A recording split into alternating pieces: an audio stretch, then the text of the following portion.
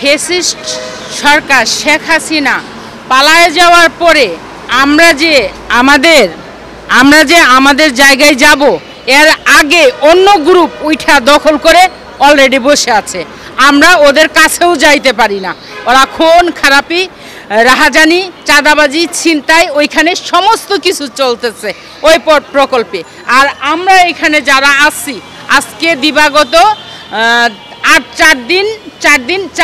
রাত 8 দিন আমরা এখানে আছি। আমাদের অনেক মা বোনেরা অসুস্থ হয়ে পড়েছে, স্যালাইন লাগাইতে হয়েছে, কিন্তু কোনো প্রশাসন এই পর্যন্ত এখানে এসে খোঁজ নেয় নাই, খবরও নেয় নাই, কেউ দেখেও যায় নাই একবার এসে। আমরা চেষ্টা করেছি, বাধার সম্মুখীন হয়েছি, আমরা এই জন্য রাজপথে দাঁড়াইছি। আজকে 8 দিন থেকে আমরা প্রেস ক্লাবের সামনে, হ্যাঁ, ওখানে আমাদেরকে ঢুকতেই দেওয়া হচ্ছে না। ওইখানে গেলে আমাদের কুবায় লাশ ফেলে দিবে। আমাদের ওই এলাকায় ওইখানে যারা আছে তাদেরকে আমরা নাম বলতে পারবো না। ওই প্রকল্প দায়িত্বকে ভূমি মন্ত্রণালয়ের দায়িত্বকে ইঞ্জিনিয়ার সাইফুল। তাহলে ইঞ্জিনিয়ার সাইফুলের সন্ত্রাসগুলো পাল্টা আছে। ইঞ্জিনিয়ার সাইফুল সাহেব উনি একজন গভর্নমেন্ট জব করে, উনি সন্ত্রাসী পালে এবং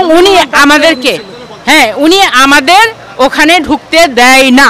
এক ব্যক্তির আন্ডারে 100 ব্যক্তি, উনি আরো হাজার সন্ত্রাসী পালে। আমরা কিন্তু এটার জন্য হাইকোর্টে আমরা মামলা করছিলাম। আমরা কিন্তু মামলার ডিগ্রিও পাইছি।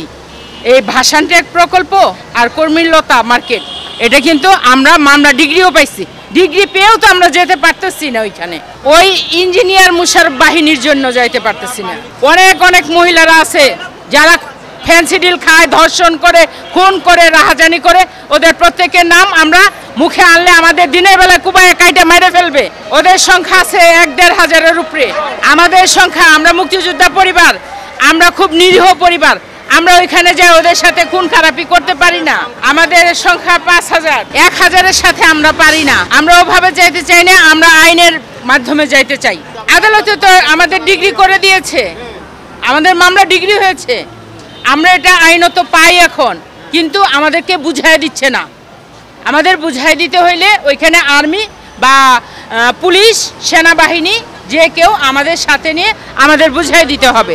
সব জায়গায় আমাদের কাগজ দেওয়া হয়েছে, আমরা এটা এখনো দেইনি। এটা আমরা প্রসেসিং করছি। আমরা জাস্ট ডিসি অফিসে কাগজ দিচ্ছি যে আমরা মামলা ডিগ্রি পাইছি, এই জায়গাটা আমাদের মুক্তিযোদ্ধা পরিবারের। এটা একটা মুক্তিযোদ্ধা পরিবারের অংশ।